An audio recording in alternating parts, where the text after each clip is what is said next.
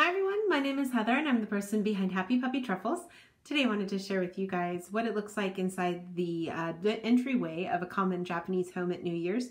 We have everything out to help celebrate the beginning of the new year, and so one of the things we have are these things called Kadomatsu, and they're a classic kind of thing that you might find either in the entryway of a house or in front of a store. There's usually two of them.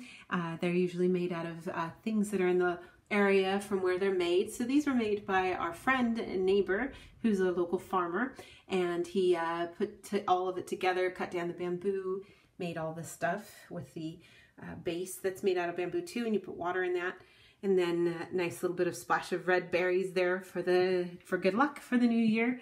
Really common kind of symbol for that, so that's kind of cool to have. And then because it's the year of the dog, we have this little guy out. I've been slowly collecting. I think I have all 12 of the Chinese zodiacs now. I think I missed a year or two here when I was gone living in America for a while, but we have one pretty much for every year. So we finished up the last year, put those guys away, and got out the doggy to bring in the good new year for 2018. So this is just some kind of way that some people will celebrate to bring in the new year. I wanted to kind of let you guys take a look at it and see, so that if you happen to be visiting Japan during this time of year, you know what all this stuff is that you're looking at. And yeah, I hope you guys have a great new year, and I'll have some more fun things to share with you guys in the days to come, so look for those. Thanks again so much for watching, and I'll see you all next time. Bye!